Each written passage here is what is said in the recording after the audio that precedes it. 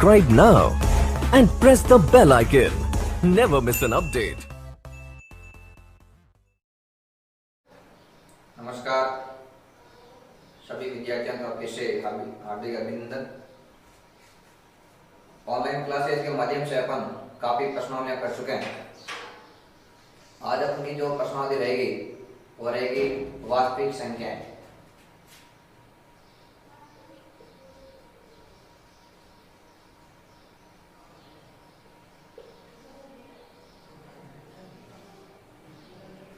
वास्तविक संख्याएं जो ही प्रश्नावली है इसमें से आपको दो क्वेश्चन पूछे जाते हैं। एक तो एक नंबर का क्वेश्चन पूछते हैं और एक 3 नंबर का सवाल यहाँ से पूछते हैं। तो यहाँ से 4 नंबर का जो क्वेश्चन है वो आपको बोर्ड में पूछते हैं, एक नंबर का और एक 3 नंबर का। तो सबसे पहले हम बात करेंगे इस प्रश्नावली में से तो एक अंक के प्रश्न बनते हैं वो किस तरीके से आपको बोर्ड में पूछते हैं और इस प्रकार के प्रश्नों को अपन कैसे सॉल्व करते हैं।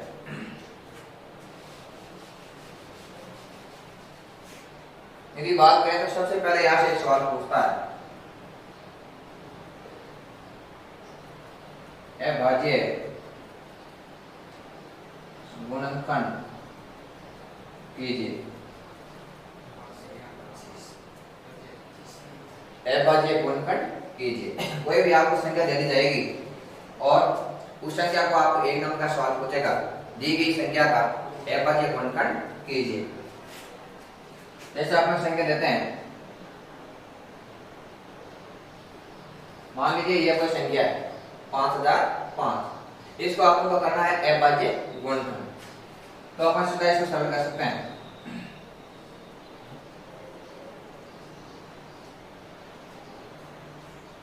इस प्रकार के गुणनखंड को करने से पहले कम से कम आपको जो भाजकता के नियम है वो थोड़े आपको याद रखना होता है। जैसे 2 का, 3 का, 5 का, 7 का। तो थोड़े से अपन चर्चा करेंगे। यदि किसी संख्या के पीछे 0, 2, 4, 6, 8 हो तो वे 2 से पूरी बार भाजित होती है। यदि 2 नहीं है, 4 नहीं है, 6 नहीं है, 8 नहीं है तो वह संख्या 2 से कभी भी भाजित नहीं होगी। बात करते हैं 3 के अंक की। यदि पूरी संख्या की टोटलिंग में, पूरी संख्या के योग में यदि 3 का भाग जाता है तो वह संख्या भी 3 से पूरी बार भाजित होगी। लेकिन इसमें 2 का भाग नहीं जाएगा क्योंकि इकाई का अंक 5 है। इसमें 3 का भी भाग नहीं जाएगा क्योंकि 5 और 5 10 होते हैं और 10 में 3 का भाग पूरा नहीं जाता। तो इसमें आप सबसे पहले भाग देंगे जो आ जाएगा 5 का भाग 5 में एक बार, 0, 0 और 1। अब इसका इकाई का अंक 1 आ गया तो अब इसमें 5 का भाग नहीं जाएगा।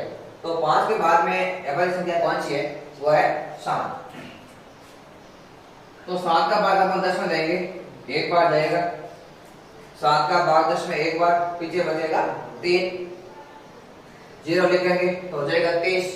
23 में 7 का भाग 4 बार, फिर पीछे बचेगा 2, 1 लिखेंगे हो जाएगा 21 और 7 21। अब 143 में भाग करते हैं, 7 का भाग पूरा नहीं जाएगा तो 7 के बाद जो अभाज्य संख्या है वो अपन की रहेगी 11। तो 11 का भाग 14 में एक बार, पीछे बचेगा 3 और उतारेंगे 3, 3 प्लस 3 देंगे 33। तो इसका 33 में 11 का भाग रहेगा 3 बार।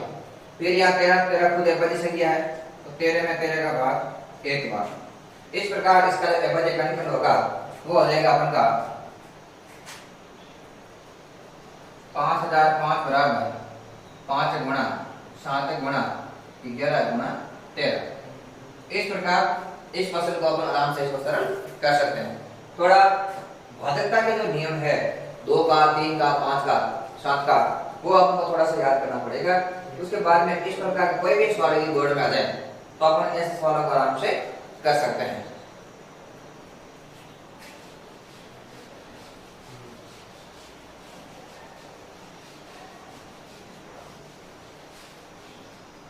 आगे अपन सवाल की बात करें 1 नंबर के सवाल में, तो दूसरा सवाल आपसे यह बनता है HCF व LCM। यहां से आपको कोई एक सवाल पूछ सकता है, HCF ज्ञात करो या LCM ज्ञात करो, या आपको वह ऐसे भी पूछ सकता है मैं तो समापवर्तक व लघुत्तम समापवर्तक, इसके बारे में भी आपको सवाल पूछ सकता है। HCF का मतलब मैशअप है और LCM का मतलब लैशअप है, वो आपको ज्ञात करना है। तो HCF सबसे पहले अपन बात करेंगे, वो करेंगे HCF की। जैसे आपको सवाल पूछ ले, कोई भी सवाल अपन जैसे लेते हैं, जैसे 510 व 92 का HCF ज्ञात करो। 510 व 92 का HCF ज्ञात करो। तो देखो सबसे पहले अपन करते हैं गुणनखंड विधि से।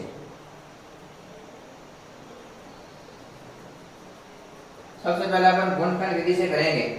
तो सबसे पहले अपन एफआजी गुणनखंड करेंगे 510 का।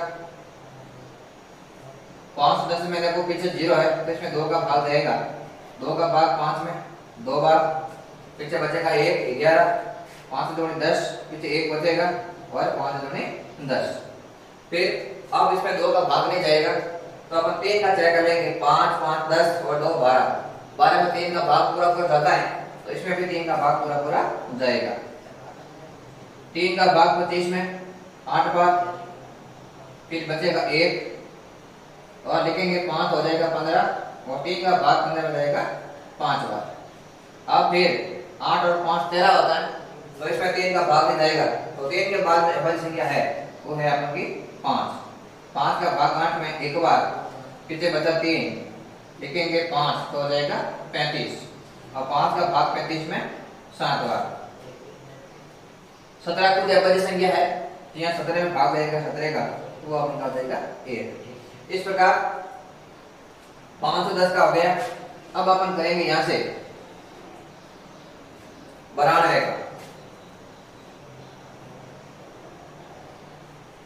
92 में का 2 का भाग इसमें 4 बार, पीछे बचेगा 1 12 और 6 दूनी 12, फिर 2 का भाग जाएगा इसमें 2 बार और इसमें 3 बार।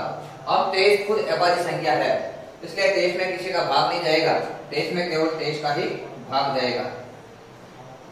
इस प्रकार अपने दोनों अभाज्य गुण कर लिए। अब यहां से अपन देखते हैं 510 वो हो जाएगा 2 गुणा 3 गुणा 5 गुणा 7 और इसका आ जाएगा 92 का 2 गुणा 2 गुणा और 23। अब अपन बात कर लेते हैं, इसको मैं ऐसा लिख देता हूं जैसे 2 की घात 2 गुणा 23, 2 की घात 2 गुणा 23। बात करते हैं अपन एचसीएफ की। एचसीएफ में अपन क्या लेते हैं, छोटी से छोटी संख्या लेते हैं, छोटी से छोटी घात लेते हैं और कॉमन घात होने तो दोनों संख्या में होनी जरूरी है। देखो यहाँ पर भी 2 है, यहाँ पर भी 2 है, लेकिन घात छोटी किसकी है, इसकी है, इसलिए अपन यहाँ से ले लेंगे एचसीएफ में 2। 3 इसमें है लेकिन इसमें नहीं है, 5 की घात इसमें है लेकिन इसमें नहीं है, 7 इसमें है लेकिन इसमें नहीं है, 23 इसमें है लेकिन इसमें नहीं है, इसलिए आपका एचसीएफ हो जाएगा 2। एचसीएफ की बात करें तो 510 से 92 का एचसीएफ हो जाएगा 2, जो आपको यहाँ से भी कॉमन दिखाई दे रहा है। अब इसी क्वेश्चन को यदि वो एलसीएम पूछे, यदि आपको पूछ ले 510 में 92 का एलसीएम कितना होगा, 510 में 92 का एलसीएम कितना होगा, तो एलसीएम क्या करें इसको ध्यान रखना है। एलसीएम बराबर प्रथम संख्या गुणा द्वितीय संख्या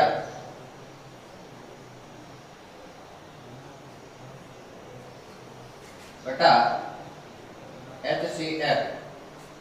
पहली संख्या गुणा दूसरी संख्या और बटे में जो भी आपको ज्ञात करना होता है उसका अपन भाग देते हैं। पहली संख्या अपन के पास में 510 है, दूसरी संख्या अपन के पास में 92 है और एचसीएफ अपन के पास में 2 है, तो अपन इसको आराम से अब ये हो जाएगा 4 दूनी 8, पीछे बचेगा 1 और 6 दूनी 12। फिर अपन यहाँ से 510 को 46 से गुणा करके 0, 6 और 23, फिर यहाँ से 0, 4 और 20, 0, 6, 4, 3 और 2। तो इसका जो एलसीएम होगा वो अपन का हो जाएगा 510 गुणा 46 बराबर 23,460, 23,460। इस प्रकार से आपको ऐसे भी बोर्ड में सवाल पूछ सकता है, यदि प्रथम संख्या और द्वितीय संख्या का यदि एचसीएफ 2 है तो एलसीएम कितना होगा, यदि एचसीएफ 2 है तो एलसीएम कितना होगा।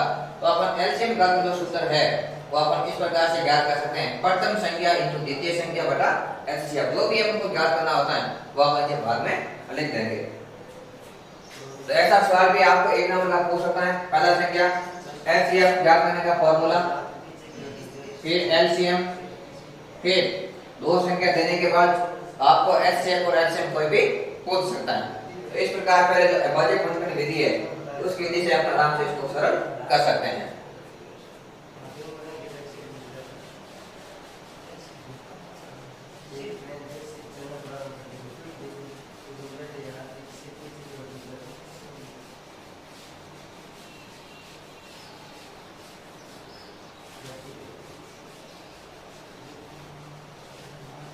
अब यहां से आपका सवाल जैसे पूछ लेता है 510 है 92 का एचसीएफ एल्गोरिथम विधि।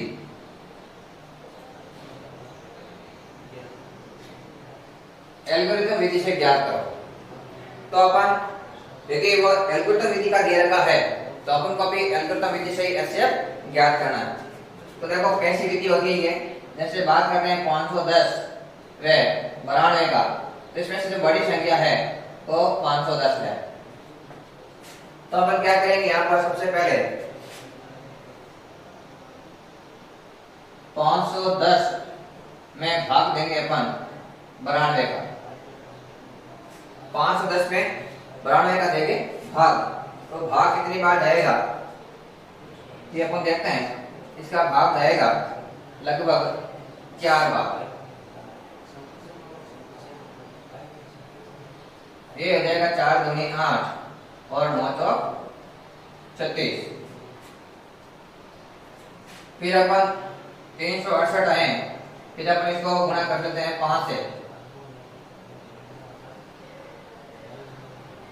यदि अपन इसको 5 से गुणा करें तो 5 दूनी 10, 8 और 9 पंजे 45 और 1 46। तो इसमें लगभग भाग जाएगा 5 बार। यहां से आ जाएगा 460। फिर बाकी करेंगे तो ये बचेगा 0, 11 में से 6, 5। तो इस प्रकार अपन आगे यहाँ से कोई संख्या है नहीं तो अपन क्या करेंगे, इसका भी एक भाग बना देंगे और यहाँ लिख देंगे 92। फिर अपन 50 का भाग इसमें देंगे, एक बार जाएगा और यहाँ आ जाएगा 50। फिर यहाँ से पीछे बचेगा 42। फिर इसको लिख देंगे 50, फिर जाएगा एक बार, यहाँ हो जाएगा 42, यहाँ बचेगा 8। फिर 8 का भाग 42 में 5 बार, यहाँ आ जाएगा 40, पीछे बचेगा 2 और 2 का भाग 8 में 4 बार, पूरा पूरा जाता है। तो आपको ध्यान देना कि लास्ट में जो 2 का अंक है, 2 का जो भाग है 8 में पूरी पूरी बार भाजित हुआ है, इसलिए जिस संख्या का भाग लास्ट में पूरा पूरा जाएगा वो इसका हो जाएगा एचसीएफ। तो लास्ट संख्या में जो 2 संख्या है उसका भाग इसमें पूरा पूरी बार भाजित हुआ है, इसलिए इसका एचसीएफ हो जाएगा 2। कोई भी विधि से अपन करेंगे, चाहे अभाज्य गुणनखंड विधि हो चाहे एल्गोरिथम विधि हो, एचसीएफ और एलसीएम दोनों का जो मान है वो एक ही आएगा। जैसे ऐसा नहीं है कि एचसीएफ अपन एल्गोरिथम विधि से करेंगे तो 2 आएगा, अभाज्य गुणनखंड विधि से करेंगे तो कोई अलग आ जाएगा, ऐसा कोई संभव नहीं है। जो एचसीएफ आएगा वही एचसीएफ आपको दोनों विधि से सेम आएगा। तो ये थी अपन की एचसीएफ ज्ञात करने की एल्गोरिथम विधि। परीक्षा में यदि एल्गोरिथम विधि की बात करें, यदि इसने दे रखा है एल्गोरिथम विधि से एचसीएफ ज्ञात करो, तो आपको एल्गोरिथम विधि से ही करना है। उस समय आपको एबरजे गुणनखंड की विधि से नहीं करना है। यदि उसने सीधे ही एचसीएफ और एलसीएम पूछा है, तो आप दोनों में से कोई भी विधि ज्ञात कर सकते हैं, क्योंकि उस समय आपको कोई भी विधि जो आपको इजी लगे आप उसी विधि से कर सकते हैं। एक नंबर सवाल की बात करें तो यहां से आपको एक सवाल और पूछ सकता है। जैसे बात करते हैं 13/31/25, 13/31/25 संख्या शांत है या अशांत?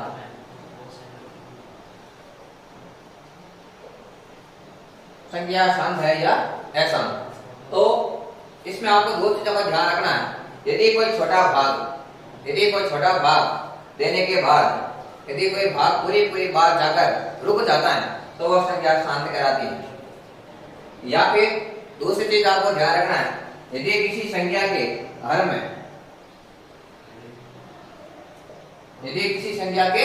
हर में या तो 2 की घात होनी चाहिए, 2 की घात, या फिर 5 की घात, या फिर 2 और 5 दोनों की घात दे रखी हो, या तो नीचे आनी चाहिए ओनली 2 या फिर ओनली 5 या 2 और 5। इनके अलावा कोई दूसरी संख्या आती है तो वो संख्या अशांत होगी।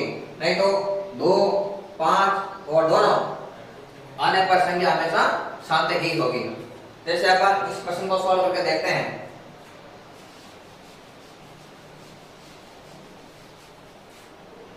जैसे 13 का गुणनखंड तो 13 ही होगा।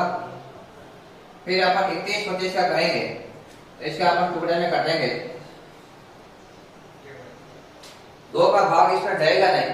3 का चेक कर लो, 5 और 2 7, 1 8 और 3 11। 11 में 3 का भाग ज्यादा नहीं तो अपन संख्या लेंगे 5। 5 का भाग 31 में 6 बार, पीछे बचेगा 1, 2 लिखेंगे 12 हो जाएगा, 5 दूनी 10, पीछे बचेगा 2 और 5 25, और 25 में 5 का भाग 5 बार। फिर अपन 5 का देंगे, इसमें 1 बार, 1 बचेगा 12, 2 बार और फिर 5। फिर 5 का देंगे 2 बार और 5 बार। फिर 5 का देंगे 5 और लास्ट में 5 और 1। इस प्रकार यहाँ पर हो जाएगी 5 की घात 5, 5 की घात 5। यदि किसी संख्या के नीचे हर में 5 की घात आती है तो वो शांत है। यदि किसी संख्या के नीचे जैसे 7/2 की घात 6 ऐसे आता है तो भी वह शांत रहेगी। यदि किसी संख्या के नीचे आप ऐसा लिख सकते हो 3/5 की घात 2, 2 की घात 6 ऐसा दे रखा है तो भी वह शांत होगी। ये भी शांत है, ये भी शांत होगी और ये भी शांत होगी। इस प्रकार 1 नंबर का सवाल यदि आपको बोर्ड में पूछे शांत है या अशांत, तो ये तीनों ऑल्टरनेटिव 5 की घात हो, 2 की घात हो, 5 दोनों की घात हो, घात कितनी भी हो इसका कोई फर्क पड़ने वाला नहीं है। ये तीनों संख्या शांत कहलाएगी। ये भी शांत है, ये भी शांत है और ये भी शांत है। तो इस प्रकार यदि कोई बड़ा भाग है, हर में कोई बड़ी संख्या दे रखी है, तो इस प्रकार की संख्या को आराम से अपन सरल कर सकते हैं।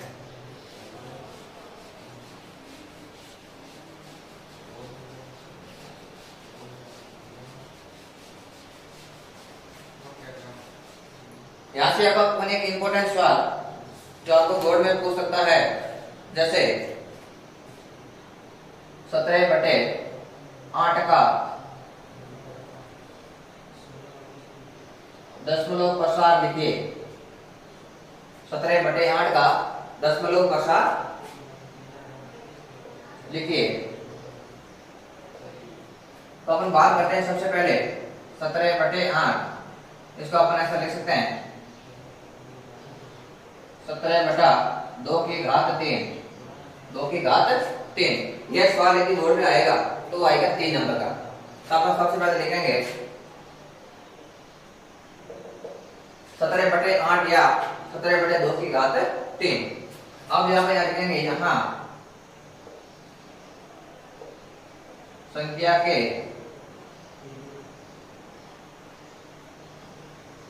हर की घातांक 2 की घात m गुणा 5 की घात n के रूप की है।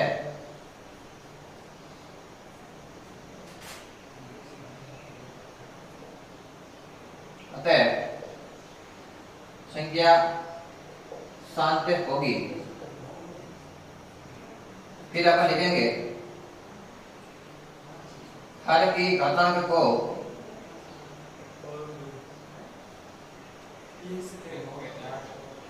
दस के रूप में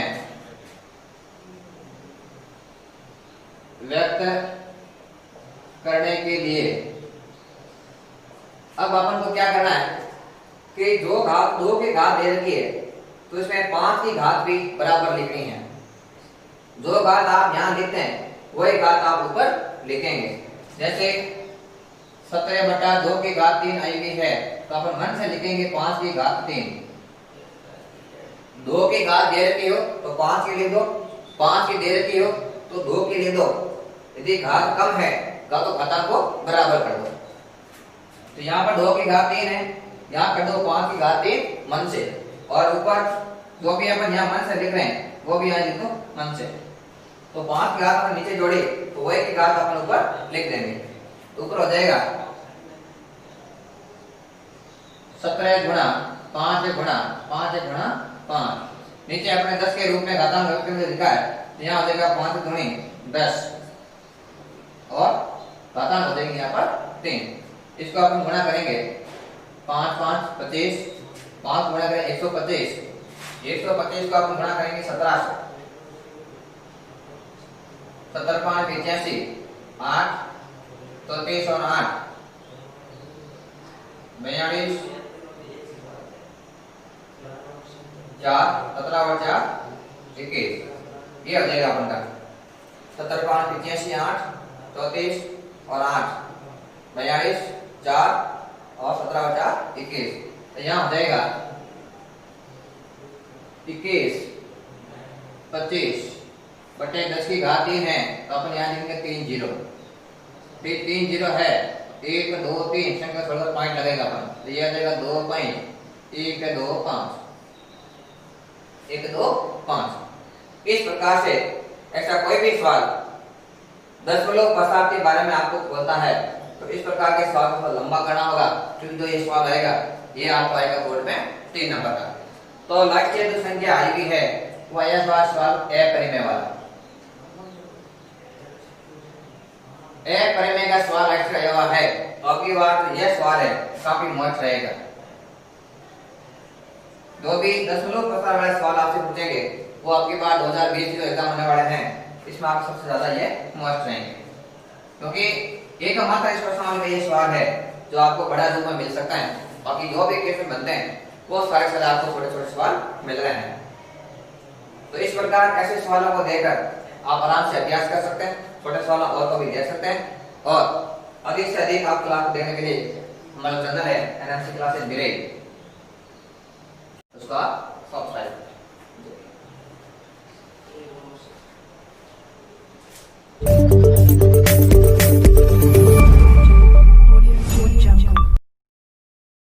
Subscribe now and press the bell icon. Never miss an update.